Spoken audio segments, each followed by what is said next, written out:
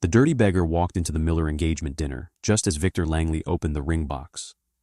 For 1 second, no one breathed. The room was full of candlelight, white roses, polished silverware, and people who had dressed carefully to witness Grace Miller finally accept the kind of man her mother believed could save them. Then the beggar stepped across the marble floor. His coat was torn. Rain dripped from his sleeves. His beard was rough. His shoes split at the soles, and in one hand he held an old paper envelope protected like something sacred. Jessica Moore was the first to recognize him. "Oh my God," she whispered, pulling out her phone. "It's him, the beggar from Grace's video." Sophie Miller covered her mouth, but her eyes were shining with cruel excitement. Helen Miller went pale. Victor Langley slowly closed the ring box. Then he laughed. Not loudly, not foolishly. He laughed the way men like Victor laughed when they wanted an entire room to understand that someone beneath them had forgotten his place. "Well," Victor said, sliding one hand into the pocket of his tailored black suit. "Someone must have left the service entrance open." A few guests laughed. Grace Miller did not. She stood beside Victor in a cream dress she had not chosen, feeling the blood drain from her face. Because she knew that man. She knew the tired eyes beneath the dirt. She knew the quiet dignity everyone else was too proud to see. She had fed him when he was hungry. She had given him her last money when she thought he had nothing. And now he had walked into the room where her family was trying to trade her future for security. Victor pulled a few bills from his wallet and held them out between 2 fingers. "Take this," he said, "and disappear. Tonight is for people who belong in rooms like this." The beggar looked at the money. Then he looked at Victor. His voice was calm, dangerously calm. "And who told you this room belonged to you?" Before Victor could answer, the doors opened again. 2 men entered in dark suits. One was Samuel Brooks, known in corporate circles as the man who handled the private affairs of billionaires, boards, and people too powerful to answer their own phones. The other was Richard Hayes, senior executive at Hart Legacy Group. Half the room recognized Richard instantly. Victor recognized him too. His expression changed from disgust to opportunity. "Mr. Hayes," Victor said, smoothing his jacket, "I apologize. We're handling a disturbance." Richard did not even look at him. He walked past Victor, stopped in front of the beggar, and lowered his head. "Mr. Hart," Richard said, "the board is ready whenever you are." The room shattered without a sound. Jessica's phone trembled. Sophie stopped smiling. Helen grabbed the back of a chair. Victor Langley turned white, and Grace Miller finally understood. The man everyone had called trash was Daniel Hart, founder of Hart Legacy Group, owner of the building where half the guests dreamed of being invited, one of the richest men alive. But by the time they learned his name, it was already too late, because Daniel Hart had not come to prove he was rich. He had come to prove who they were. 3 weeks earlier, Grace Miller stood under the weak light of a bus stop and counted the last $17 in her purse. $17 until payday. $17 after helping her mother with rent, buying medication. Helen insisted she did not need, and paying part of a utility bill before the final notice became a shutoff. Grace folded the bills carefully. Neat money felt less desperate. Across the street, the Hart Legacy building glowed above downtown like a world built for people who never checked prices before buying coffee. Grace worked there, but not high enough to matter. She was a junior administrative assistant in one of Hart Legacy Group's subsidiary offices. She fixed calendars, prepared documents, caught mistakes no one thanked her for catching, and smiled when executives called her sweetheart because they could not remember her name. Her phone buzzed. A message from her mother. Victor called. "He wants dinner Friday. Please don't embarrass us again." Grace closed her eyes. Again, as if reluctance were a family scandal. A second message arrived. "Sophie needs help with her dress alteration. She has an interview next week. Presentation matters." Grace looked at the $17, then at the glass towers. Then she typed, "I'll see what I can do." She hated herself for sending it. The bus was late. The wind was sharp. And near the side entrance of the Hart building, a man sat on the cold pavement with his knees drawn up, a paper cup beside him, and his hands red from the cold. People passed him without looking. A woman in a white coat stepped around him as if poverty were contagious. Two men in suits laughed when he coughed. Then Jessica Moore came out of the building. Jessica worked 2 floors above Grace and treated that distance like nobility. She had glossy hair, perfect nails, and the kind of cruelty that knew how to sound casual. She saw the man. Her face lit up. "Oh, this is disgusting," Jessica said, already lifting her phone. "Why do they always sit near nice buildings?" The man did not look up. Jessica stepped closer, filming. "Sir, do you know this is private property? People are trying to work here, like actual people." Her friends laughed. Grace watched from across the street. Something inside her tightened. Jessica zoomed in on his face. "Say hi," she mocked. "You're going viral." The man finally lifted his eyes. He did not beg. He did not curse. He only looked tired. That tiredness moved Grace before fear could stop her. She crossed the street. "Jessica," Grace said. Jessica turned. "Oh, perfect. Grace. Is this your new boyfriend?" More laughter. Grace ignored her and crouched in front of the man. "Have you eaten today?" The man studied her like he was trying to remember how to answer kindness. "No," he said. Grace opened her purse. $17. Rent. Medication. Sophie's dress. The bus home. A life full of people waiting for her to sacrifice quietly. She looked toward the cafe on the corner, then back at him. "Come on," she said. "Let me get you something warm." Jessica gasped theatrically. "No way, Grace, this is actually insane." Grace stood. "Then don't watch." But Jessica watched and recorded everything. Grace bought soup, bread, and coffee. The total came to $14.30. She kept the change for 1 second, feeling how little was left. Then she walked back and handed the bag to the man. He looked at it, then at her. "You don't know me," he said. Grace tried to smile. "I don't need to know your name to know you're hungry." Something changed in his eyes. Not gratitude, something deeper, as if she had spoken to a part of him no one had touched in years. Jessica laughed behind them. "This is so pathetic." Grace Miller, patron saint of lost causes. Grace placed the last $2 and change beside his cup. The man saw it. "All of it?" he asked quietly. Grace shrugged, though her throat tightened. "You need it more than I do tonight." "That may not be true." "It's true enough." He reached for the food, then stopped for a moment. "What's your name?" "Grace." He nodded slowly. "Grace. And yours?" He looked down at the coffee. "Daniel." Grace smiled. "Then eat." "Daniel?" She did not know that several floors above them, Daniel Hart's portrait hung in a private conference room. She did not know that the man eating soup from a paper bowl could buy the cafe, the building, and the bank holding her mother's debt. She did not know that Samuel Brooks was watching from a black sedan across the street, ready to intervene if danger crossed the line. And she did not know that Daniel Hart had spent 2 weeks in the cold, waiting to discover whether anyone still recognized humanity when it had no status attached. Daniel had disappeared from public life after his father's funeral. The official statement said he was grieving. That was partly true. But grief was not the only thing that drove him out of boardrooms and penthouses. On his deathbed, Elias Hart had gripped Daniel's hand and whispered, "When I am gone, count how many people ask how you are before they ask what you will do with what I left you." Daniel counted. Almost no one asked. Relatives wanted meetings. Executives sent condolences attached to proposals. Politicians invited him to dinners. Old friends spoke softly while circling the inheritance like birds. Everyone touched his grief as if it might open into a vault. So Daniel vanished.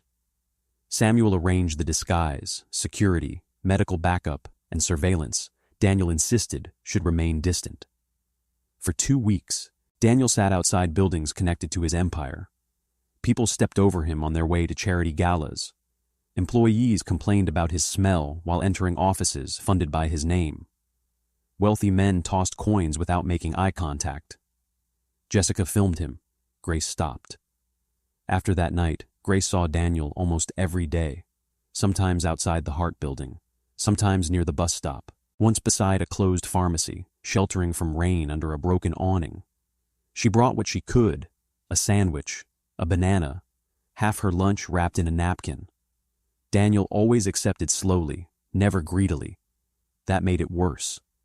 Greedy hunger was easy to understand. Dignified hunger felt like a wound trained not to bleed. "You don't have to do this," Daniel told her on the fourth day. Grace sat beside him on a low stone ledge. "I know." "Then why do you?" "Because people keep telling me what I have to do. This is one thing I choose." Daniel looked at her. "And what do they tell you to do?" Grace laughed softly. "Marry well, be practical, stop embarrassing my family, stop wasting kindness on people who can't help me." "Who says that?" "My mother. My sister, sometimes the entire world." Daniel was quiet. "And what do you say?" Grace looked at her hands.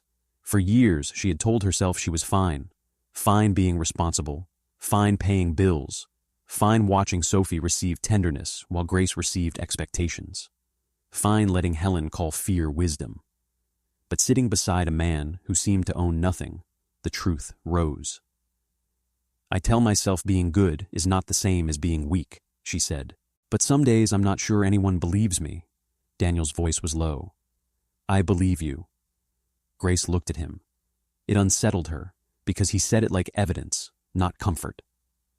At home, kindness had always been treated like money other people could spend.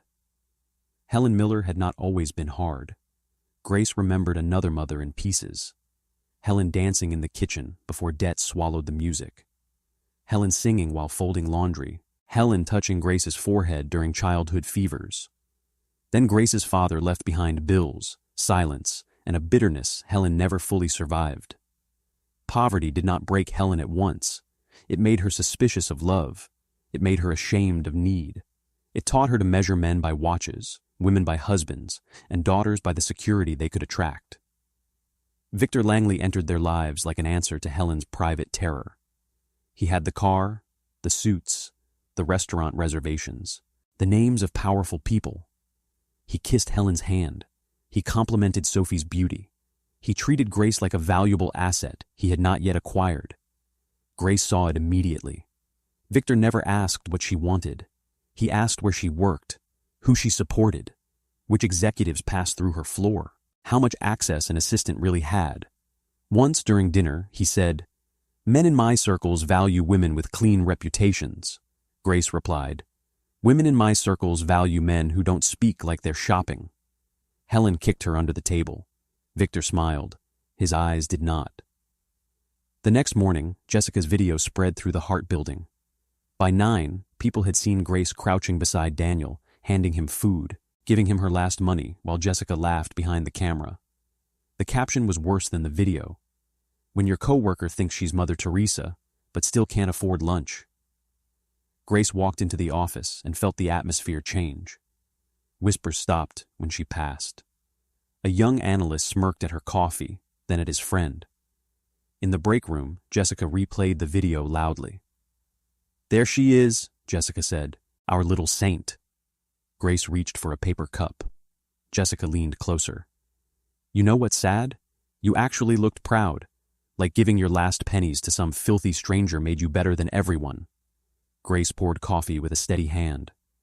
"No," she said, "it made me better than the version of me that would have walked past him." The room went quiet. Jessica's smile thinned. Before she could answer, Grace's supervisor appeared at the door. Marcia Bell, polished, ambitious, and terrified of anything that might inconvenience senior management. "Grace," Marcia said, "my office. Now." Grace followed her down the corridor. Marcia shut the door. The video was already open on her laptop. "Do you understand how this looks?" Marcia asked. Grace stood still. "It looks like I gave food to someone hungry. It looks like an employee of this company creating a public scene outside a Hart-affiliated property. I didn't create the scene. Jessica filmed it." Jessica did not put company image at risk. Grace stared at her. "She mocked a homeless man outside the building." Marcia folded her hands. "Grace, you are bright, but you need to understand something. People in this company are always being evaluated. Judgment matters. Associations matter. Reputation matters. Grace felt the warning before Marcia spoke it. There is a leadership development recommendation with your name attached to it, Marcia said. I have not forwarded it yet. Grace's heart stopped. She had not known there was any recommendation. Marcia watched the effect carefully. I would hate for senior management to question whether you have the discretion required for advancement. Grace's voice was quiet. Helping someone eat is a lack of discretion. Being filmed doing anything controversial is a lack of discretion. That sentence stayed with Grace all day. By lunch, Victor had called twice. She ignored him. By 4, he appeared in the lobby. Grace saw him near the security desk in a charcoal coat, smiling at people like the building already belonged to him. When she came down, he took her elbow. You caused a problem, he said softly. Grace pulled her arm back. I didn't ask you to come here. You should be grateful I did. I heard about the video. From Jessica? From people who matter. Grace's stomach tightened. Victor stepped closer. I can protect you from this, Grace, but not if you keep behaving like a liability. A liability? You work in a serious environment. You want advancement. Your mother needs stability. Your sister needs connections. And you are outside playing savior to street filth while people laugh at you. Grace's voice dropped. Don't call him that. Victor studied her. Something ugly moved behind his eyes. You're defending him. I'm defending myself. No, Victor said. You're embarrassing everyone who still believes you can be elevated. Then he smiled, a controlled smile. I spoke to Helen. We're moving the engagement dinner up. Grace went cold. There is no engagement. There will be, he said, because by next week you will need friends in rooms your little acts of charity cannot enter. He leaned in, his voice soft enough that only she could hear. Careful, Grace. Women like you don't get many exits. Refuse the wrong door, and you may find every other one locked. Then he walked away. That was the first time Grace understood Victor was not merely arrogant. He was dangerous. That night, Helen waited at the kitchen table with Sophie beside her. Jessica had sent Sophie the video. Sophie had sent it to Helen. Helen's face was rigid with humiliation. You gave him money? Helen asked. Grace set down her bag. He was hungry. We are hungry. No, Mom, we are struggling. That is not the same as sitting on concrete while people film you. Helen stood. You think the world rewards softness? I don't need a reward. That is exactly the problem, Helen snapped. Victor called. He says people at your company are questioning your judgment. Grace looked at Sophie. Sophie avoided her eyes. Helen continued. He is still willing to stand beside you. Do you understand how rare that is? Grace laughed once, quietly. Willing to stand beside me? He threatened me in my own lobby. Helen flinched, but fear hardened her again. Men with power speak differently. No, cruel men speak differently. You just forgive it when they have money. Helen slammed her hand on the table. Money keeps women safe. Not when the man holding it uses it like a leash. Sophie finally spoke. Honestly, Grace, you could do worse. Victor has status. You have a viral video with a homeless man. Grace looked at her sister. You enjoyed it. Sophie's face reddened. What? The video, my humiliation. You enjoyed it because, for once, people were laughing at me instead of expecting me to save everyone. Sophie looked away. Helen's voice broke through. I am trying to save you from my life. Grace looked at her mother. No, she said. You're trying to use mine to repair yours. Silence. Helen's face changed, as if Grace had slapped her. But Grace did not apologize. Not this time. Helen made the decision anyway. The Miller engagement dinner would happen in 5 days.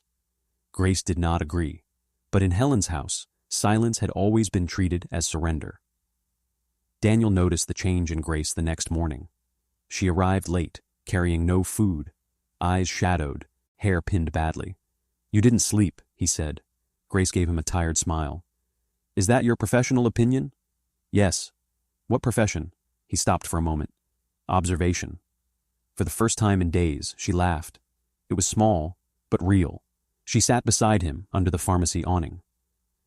"My mother is planning an engagement dinner," she said. Daniel kept his face still. "For you?"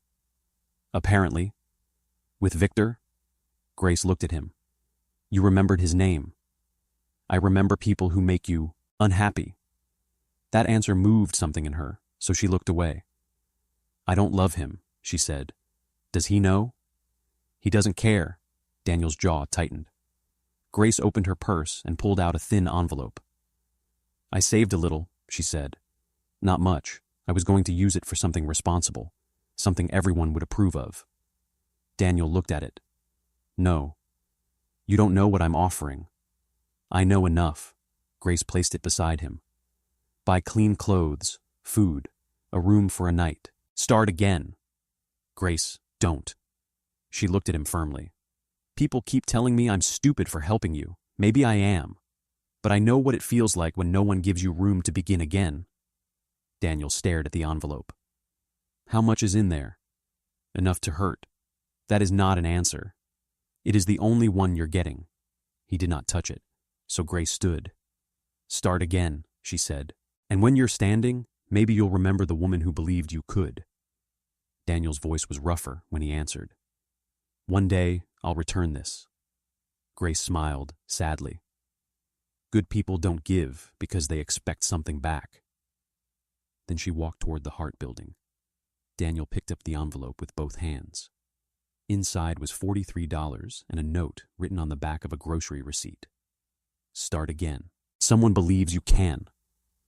The richest man in the city stood under a broken awning, holding $43 from a woman who could barely afford hope. That was the moment his experiment ended. Samuel Brooks arrived 20 minutes later. Daniel got into the black sedan without speaking. Samuel looked at the envelope. "Are we finished?" Daniel looked toward the building Grace had entered. "Yes." "And?" Daniel slipped the envelope inside his coat. "I found her." By evening, Daniel was back inside his private office at Hart Legacy Group. The transformation was silent. The beard came off. The dirt washed away. The torn coat disappeared into Samuel's custody. But Daniel kept the envelope. He placed it on his desk before requesting everything Hart Legal could find on Victor Langley. They did not need long. Victor's wealth was theater, rented cars, borrowed addresses, financed suits, unpaid private loans, fake investor statements, promises made to men with expensive attorneys and very little patience. Richard Hayes confirmed the worst part. Victor had been telling potential investors he would soon have a family connection inside Hart Legacy Group. Grace. Her job. Her reputation. Her perceived honesty. Victor did not want a wife. He wanted credibility. Samuel stood beside Daniel's desk. "We can stop him before the dinner." Daniel's eyes remained on the report. "No." Samuel looked surprised. Daniel lifted Grace's envelope. "If we expose him too early, they will say I rescued her. They will say she chose money. They will say her kindness was calculation once she learned my name." Richard understood first. "You want her choice to happen before your reveal. I want her dignity to stand before my power enters the room." Samuel was silent. Daniel looked out over the city. "And I want Victor to choose his audience." The Miller engagement dinner took place in a private dining room Helen had rented with money Victor had promised to reimburse. He never intended to. The room was beautiful in a careful, anxious way. Cream walls, tall candles, gold-edged mirrors, white roses arranged to suggest a life none of them had. Helen moved through the space like a woman trying to outrun poverty through table settings. "Smile," she whispered every time Grace passed. Grace wore the cream dress Helen had chosen. It fit perfectly. It felt like a cage. Victor arrived late, ensuring everyone turned to look. He kissed Helen's hand, complimented Sophie's dress, nodded to guests as if receiving tribute. Then he looked at Grace. "You look acceptable," he said softly. Grace stared at him. Victor smiled. "Don't make that face. Tonight is important." "For whom?" "For everyone," he said. "Your mother understands that. Your sister understands that. Try to be mature enough to understand it too." Grace felt something settle inside her. Not break. Settle. Like a glass placed gently on a table before someone decided whether to throw it. Jessica arrived with 2 co-workers and the confidence of someone who never missed a public humiliation. She hugged Sophie, air-kissed Helen, then looked at Grace. "No beggar tonight?" Jessica asked. Grace did not blink. "You'll have to find your personality somewhere else." Jessica's smile froze. Victor's hand closed around Grace's elbow, a warning disguised as affection. "Do not create a scene." Grace looked down at his hand, then removed it. Several guests noticed. Victor noticed them noticing. His voice lowered. "You will not embarrass me tonight." Grace looked at him calmly. "I thought tonight was about love." Victor leaned closer. "Tonight is about alignment. Not love, not partnership. Alignment." Grace almost thanked him for telling the truth. Dinner began.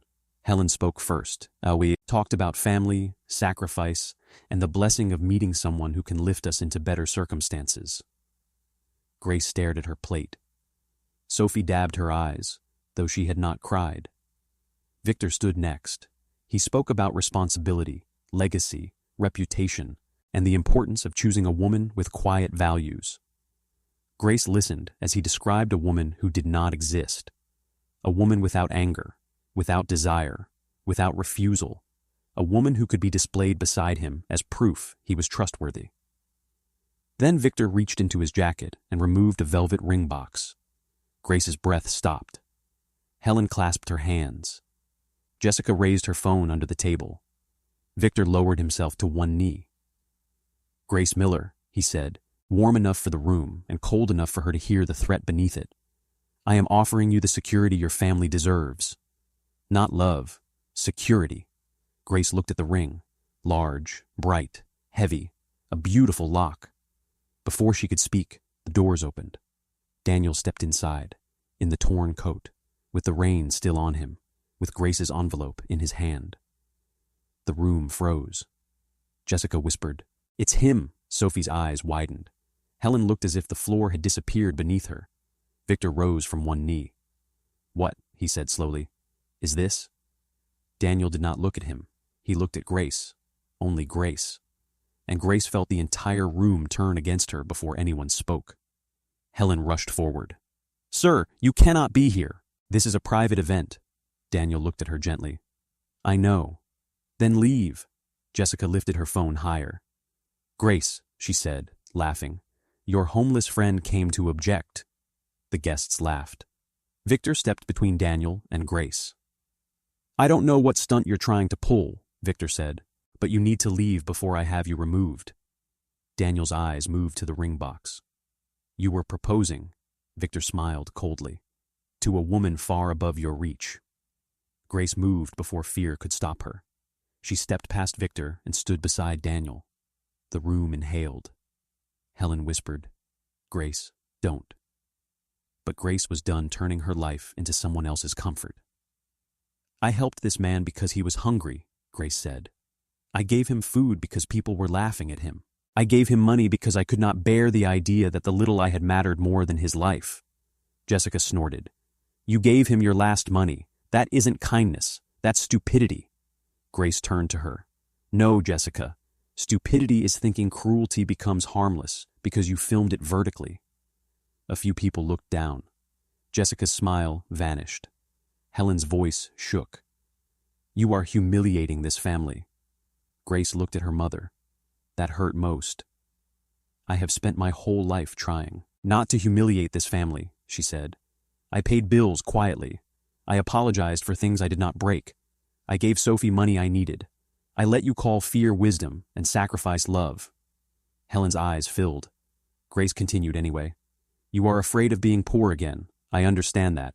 But I will not marry a man I do not love, so you can call your fear a plan." Victor's face hardened. "Careful." Grace turned to him. "No, you be careful, because for once I am saying no in front of the people you invited to watch me surrender." The room went silent. Victor laughed under his breath. "You think this is strength? Standing beside a beggar in a rented dress, Rejecting the only man willing to save your family? Grace looked at Daniel, then back at Victor. I would rather stand beside a man with nothing who still has dignity than kneel beside a man with everything who has none. Victor's pride caught fire. He pulled cash from his wallet and held it toward Daniel. Take this and disappear, he said. Tonight is for people who belong in rooms like this. Daniel looked at the money, then at Victor. And who told you this room belonged to you? The doors opened again. Samuel Brooks entered first. Richard Hayes followed. Behind them came 2 security officers and a woman in a charcoal suit carrying a legal folder. The temperature of the room changed. Several guests stood.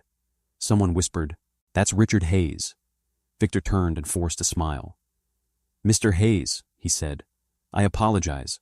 We're handling a disturbance." Richard walked past him without answering. He stopped in front of Daniel and bowed his head. "Mr. Hart," he said, "the board is ready whenever you are." The room cracked open. Helen grabbed a chair. Sophie's mouth fell open. Jessica lowered her phone, then raised it again, unsure whether she was recording evidence or her own destruction. Victor stared at Daniel. "No," he said. Samuel stepped forward and took Daniel's torn coat. Underneath, Daniel wore a simple dark suit.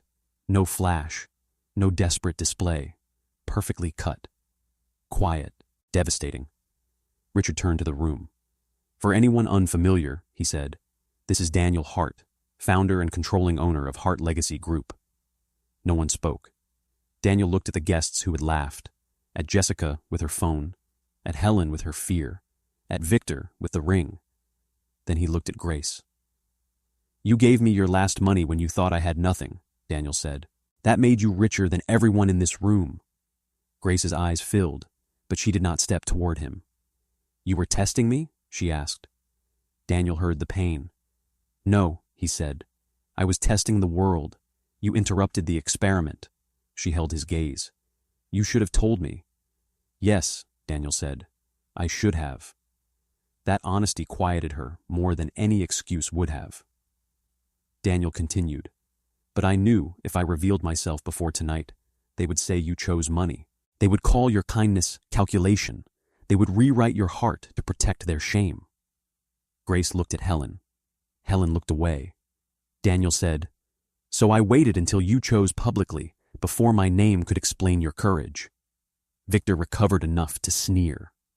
"This is absurd. Billionaires don't dress like beggars and manipulate poor women for moral theater." Daniel looked at him.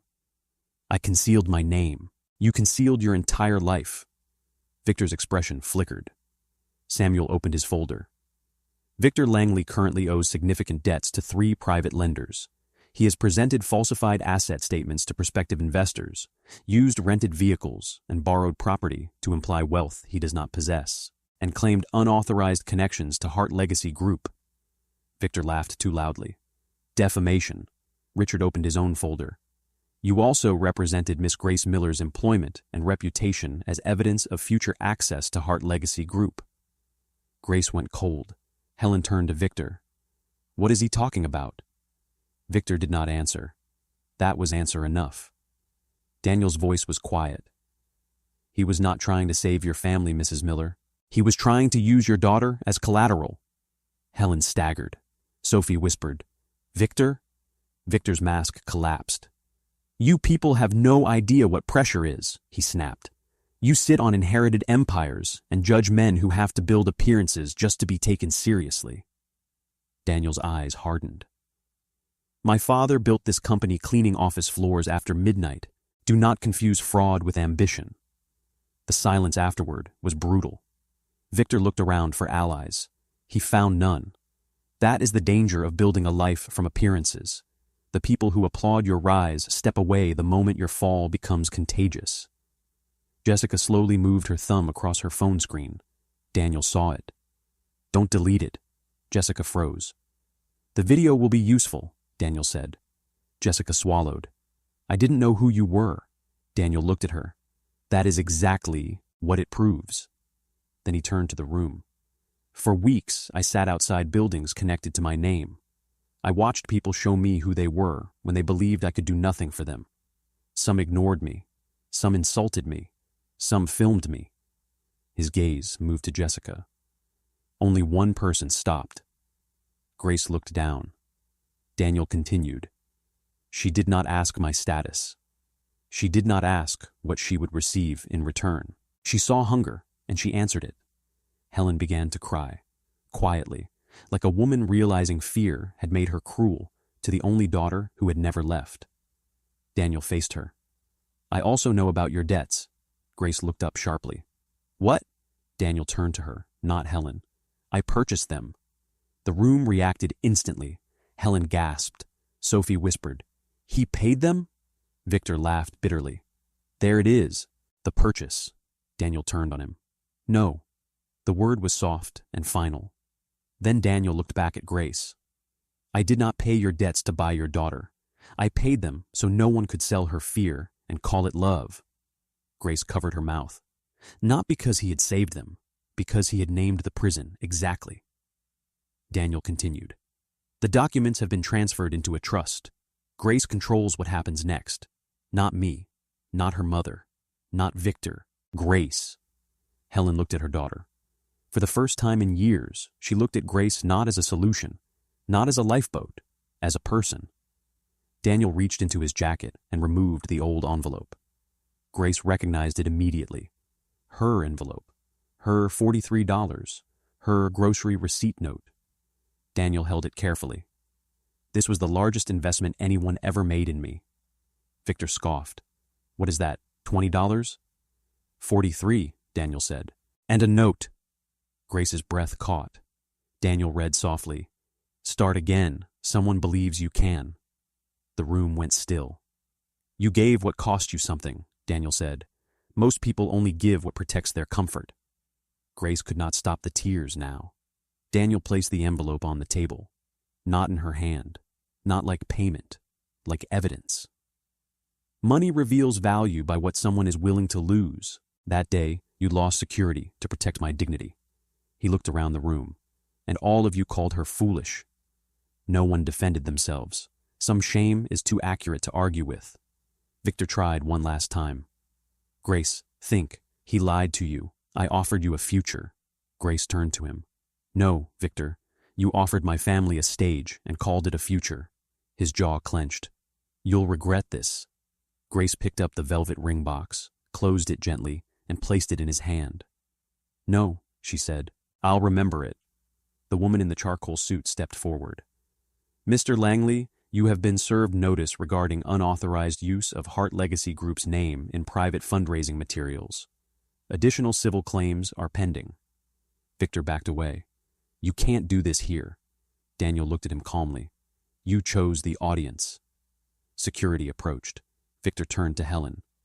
You begged me to take her, he spat. You should be thanking me. Grace moved before Daniel could. She stepped between Victor and her mother. My mother was wrong, Grace said, but you were never generous. You saw a frightened woman and tried to turn her desperation into leverage. Victor stared at her. For the first time, he seemed to understand. Grace was not a timid woman suddenly protected by a powerful man. She had always been powerful. She had simply spent years using that power to hold everyone else together. Security escorted Victor out. He looked back once, not at Grace, at the room, at the status evaporating from every face. That was what destroyed him, not losing her, losing the audience. When the doors closed, the silence was enormous. The room arranged for Grace's surrender had become a courtroom without a judge. Helen turned to her daughter. I thought I was protecting you, she whispered. Grace looked at her for a long time. I know. Hope flickered in Helen's face. Then Grace added, But I cannot keep being injured by your fear. Helen nodded, crying. I'm sorry. Grace's voice softened, but did not surrender. I need more than sorry. I need you to stop making poverty an excuse for cruelty. I need you to stop looking at me like a lifeboat. Helen covered her mouth. Grace reached toward her, then stopped. That moment mattered. Love did not require immediate forgiveness. Daniel watched quietly. This moment did not belong to him. Sophie stood next. Her makeup had smudged. Grace, she said, voice small. I was jealous. Grace turned. Sophie swallowed. You always made being good look easy. I hated you for it because I knew I wasn't. Grace's eyes were tired. It was never easy. Sophie looked down. I know that now. No, Grace said gently. You know it tonight. Now you have to keep knowing it tomorrow. Sophie nodded. Jessica tried to slip toward the back. Samuel blocked her path. Grace walked toward Jessica herself. Jessica's eyes widened. Grace, I'm sorry. I didn't realize that he was rich, Grace asked. Jessica said nothing. Grace nodded. Then you're not sorry you mocked him. You're sorry the person you mocked mattered. Jessica's face crumpled. Grace held her gaze. I hope losing status teaches you what empathy didn't. Daniel turned to Richard. Make sure Human Resources receives the full record, including Miss Moore's video and Marcia Bell's handling of Grace's recommendation. Grace turned sharply. Marcia, Richard looked at her. Your leadership development recommendation was never submitted. It was suppressed after the video circulated. Grace absorbed that. Another door she had not known someone had locked. Daniel said, Your work had already been noticed before I met you. Your supervisor made your advancement inconvenient. Grace looked down at her hands. For years she had believed she was invisible because she lacked brilliance. Now she understood. Sometimes people keep you small because your excellence threatens the arrangement. Jessica lowered her head. The party was over, but no one knew how to leave. Daniel walked to Grace. For a moment, neither spoke. Finally, Grace wiped her tears and gave a soft, broken laugh. I gave money to a billionaire. Daniel smiled faintly. You gave dignity to a man who had begun to doubt anyone still saw it. That sounds expensive. It was priceless. Grace studied him. Daniel, I need to ask you something. Anything. If you had stayed poor, truly poor, would you have still come tonight? Daniel did not answer quickly. She respected that. Yes, he said, but I would not have had Richard or Samuel behind me. I would have only had the truth. And would you have asked me to choose you? No. That surprised her. Daniel continued. I would have asked you to choose yourself. Grace looked away. For years, love had been presented to her as a transaction. Marriage as rescue. Sacrifice as proof. Duty as debt. Daniel had every resource to possess her. Instead, he gave her choice. He reached into his pocket and removed a small wooden box. The room stirred. But Daniel did not kneel immediately. I had planned to ask you something tonight, he said. Only after you had already said no to him. Not because I needed to win, because I needed to know you were free before I asked. Grace's breath trembled. Daniel lowered himself to one knee. The room disappeared. The scandal disappeared. The money disappeared. For one moment, he was just the man on the sidewalk, looking up at the woman who had believed he could stand. Grace Miller, Daniel said, will you marry me? Not the man they just discovered. Not the name they suddenly respect. The man you fed when everyone else stepped over him. Grace closed her eyes. She thought of the soup, the $17, Jessica laughing, Helen shouting, Victor threatening her in the lobby, the ring that felt like a lock. Then she opened her eyes. I would have chosen you when I thought you had nothing, she said, but I will not marry you tonight. The room gasped. Daniel did not flinch. Grace smiled through her tears. Because tonight I chose myself for the first time, and I want to know what that feels like before I promise my life to anyone. Daniel looked at her as if she had given him something greater than yes. He stood, then bowed his head. That, he said softly, is why I asked. Grace laughed, crying harder now. Daniel opened the wooden box. Inside was not a ring. Inside was a small silver key. Grace stared at it. Daniel placed it in her palm. This is for an office at Hart Legacy Group, he said. Not a gift, an invitation. Richard has reviewed your work. Your leadership recommendation is being restored, and Marcia Bell is under review. Grace shook her head. I don't want a position because you love me. You won't get one because I love you, Daniel said. You will get the chance because you earned it before I knew your name, and you can refuse it.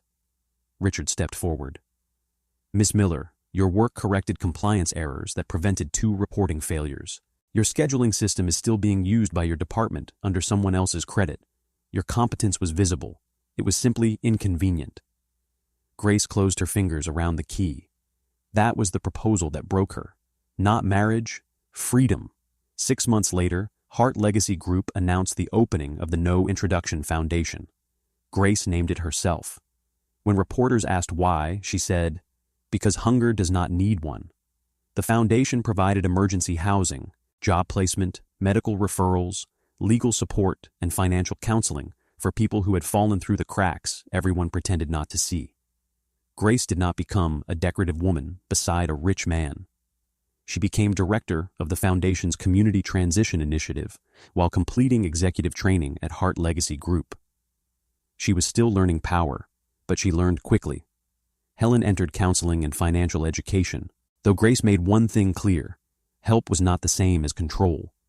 Their relationship healed slowly, not like a miracle, like a wound cleaned carefully over time. Sophie got a job without Grace rewriting the application. She apologized more than once, but Grace believed the apology only when Sophie stopped asking to be rescued and started asking how to stand. Jessica Moore lost her position after the internal review. Her video became part of a company-wide ethics training. For the first time, she understood what it meant to be reduced to a lesson by strangers. Marcia Bell was removed from the leadership pipeline after investigators discovered a pattern of burying recommendations from employees who threatened her favorites. Victor Langley's fall was louder. The civil claims became criminal inquiries. Investors came forward. Former partners spoke. The rented cars disappeared. The borrowed apartment closed to him. His name, once polished enough to enter elite rooms, became a warning spoken quietly over expensive drinks. He had built a life out of appearances, and appearances, once cracked, offered no shelter. As for Daniel, he kept the envelope, not in a vault, not behind glass, on his desk. The paper had softened at the corners. Grace's handwriting had faded slightly, but the words remained. Start again. Someone believes you can. People who entered Daniel Hart's office often noticed it. Some assumed it was an old contract. Others thought it belonged to his father. Daniel rarely corrected them. But on the anniversary of the night Grace bought him soup, he took her back to the cafe on the corner. It had changed since then. Warmer lights, new tables, a small sign in the window announcing its partnership with the No Introduction Foundation. Grace stood outside and watched a young woman at the counter buy 2 coffees, one for herself, one for the man sitting near the door with tired eyes and a backpack at his feet. Grace smiled. Daniel watched her watching them. You changed more than my life, he said. Grace shook her head. No, I did one small thing. Daniel looked through the window. That is how most great things begin. Months later, Daniel asked again. Not in public, not after a scandal, not with an audience waiting to measure her answer. He asked in Grace's apartment while rain tapped against the window and a simple dinner cooled on the table because they had been laughing too hard to eat. This time, Grace said yes, not because he was Daniel Hart, not because he had paid debts, not because he had rescued her, because he had waited until she belonged to herself, and because long before the world called him powerful, she had seen him powerless and chosen kindness anyway. Everyone saw a beggar. Grace saw a man. And that was why, when the truth finally stood up, every person who had laughed at him had to sit down. The man they called nothing owned everything. But the woman they called foolish had the one thing none of them could buy. A heart that stayed human when the world gave her every reason to sell it. VidIQ.